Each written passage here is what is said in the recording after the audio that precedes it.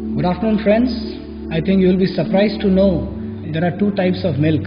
There is A1 milk, which is produced out of Jersey, Holstein, and there is a Indian version of the cow, which is the Desi cow, which has a hump on its back, and that cow is the source of the A2 milk. And this A2 milk is the milk which the rishis, the munis, the saints, and the greatest people of mankind ever have taken it so that their brain gets nourished and so many wonderful things happen in their life.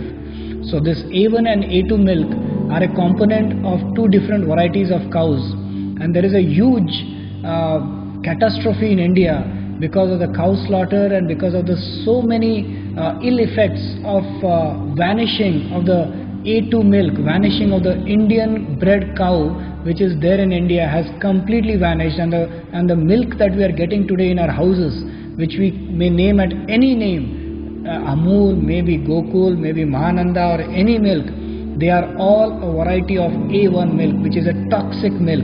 I am a cardiologist, I am practicing in Mumbai, and it makes me responsible to tell all these wonderful people watching this video to tell about what this milk is and how toxic it is for this particular human race. And it is very rightly labeled as white poison in the European countries, and still in India there are great people importing Indian cows from India and getting them to rear in New Zealand, in Australia, in Brazil. But in India we have not got any awareness of this wonderful A2 milk which is there. I would really like to ask if anybody knows, and I would like to just give you some details of it. I start right now. The nutritious A2 milk of Vedic cows with hump versus the milk of humpless Western cows. So A1 milk is toxic casein protein, beta cosmorphin 7, harmful peptide B7, BCM7 of A1 milk, Suryaketu nadi of Vedic cow, fragrant smelling Indian humped cow with sebum glands. A2 milk produced by humped Indian cow is good for health, while A1 milk produced by the humpless Western cow is toxic for health. An Englishman, when I was traveling, he asked that what is the best cow, which is the best milk available, and he shot up an argument saying that the Indian cow gives very less milk, whereas the A1 milk is in abundance.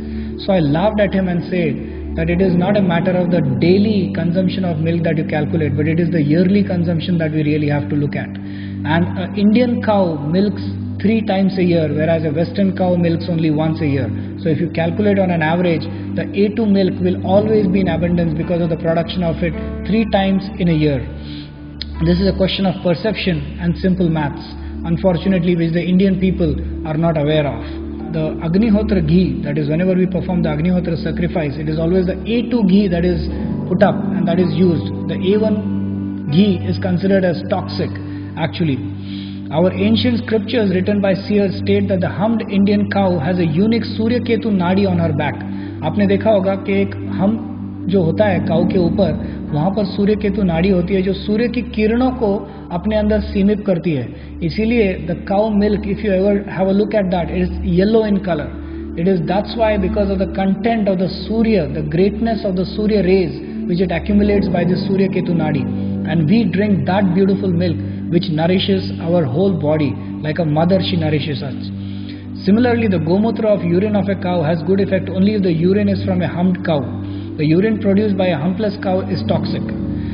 So gomutra drinking cow's urine as an elixir, vadakayal. The various problems associated with humpless cow's toxic A1 milk are, I am just citing them one by one: autism, behra hona, diabetes type 1, sudden death syndrome in infants, ulcerative colitis, cardiac problems, multiple sclerosis, mental disorders, Parkinson's, schizophrenia, obesity, arteriosclerosis, intolerance, bloating. Autistic and schizophrenic persons typically excrete large quantities of BCM7 in their urine. Man can live on A2 milk of the humped Indian cow alone. The West is now secretly engaged in smuggling our Desi cows embryos from India.